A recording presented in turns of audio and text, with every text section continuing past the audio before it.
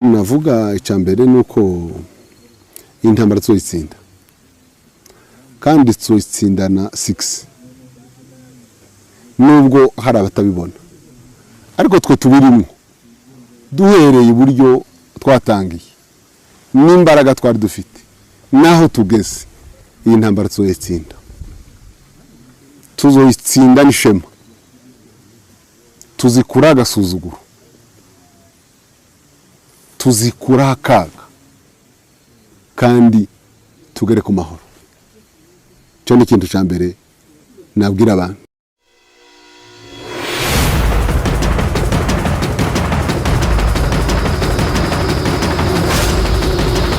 Umunsi wavuze ko tuzahagarika kwirwanaho tugatera tumeze nk'amadubu afandewe ibyo byarabaye icyabaje n'ukutaruhari.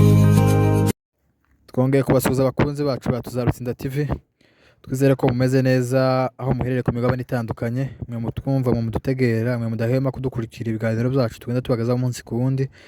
Mu by'ukuri turabarekera amakuru yacu uyu munsi, iminsi ni iminsi 23 z'ukwezi kwa karindwi umwaka wa 2025. Muri abagaciro kenshi mukomeje kugaragaza uruhare rwo kudushigikira, natwe nizo bidutera courage na morale. Nawe utaradushigikira turagusaba ko wadushigikira kugira ngo uzaze urabona ibiganiro byacu umunsi ku wundi.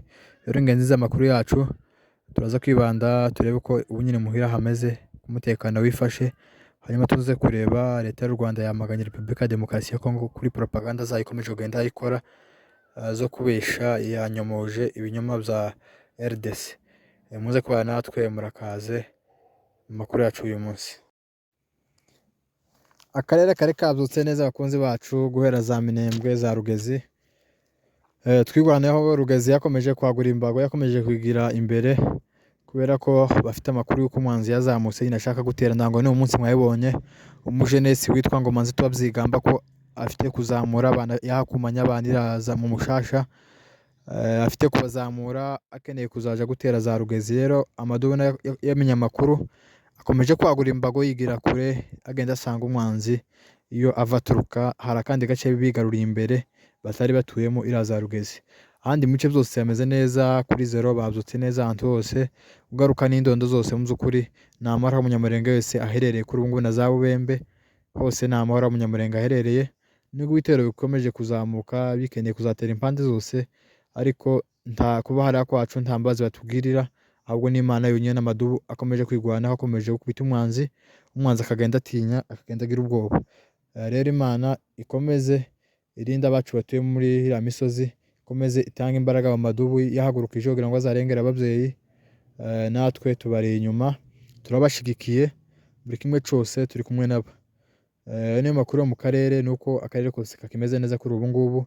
Twabwiye ko tuzahema kubagaza amakuru yuko akarere kameze update. U Rwanda rwamaganye Repubulika ya Demokarasi ya Kongo.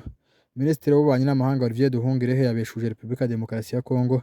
Yavuze ko Minisitiri w'umutekano w'u Rwanda Vincent Biruta yagiye muri Qatar mu gushigikira AFCM 23. Izo zatangajwe na Repubulika ya Demokarasi ya Kongo ku itariki 21 z'ukwezi kwa karindwi 2025 binyujije muri Minisitiri w'umutekano w'igihugu cya Kongo Shaban. Avuga ko Minisitiri w'u Rwanda Vincent Biruta ko yagiye mu biganiro bya Qatar kumwe mu bayobozi b'ihuriro rya Alliance Fleuve Congo AFCM 23.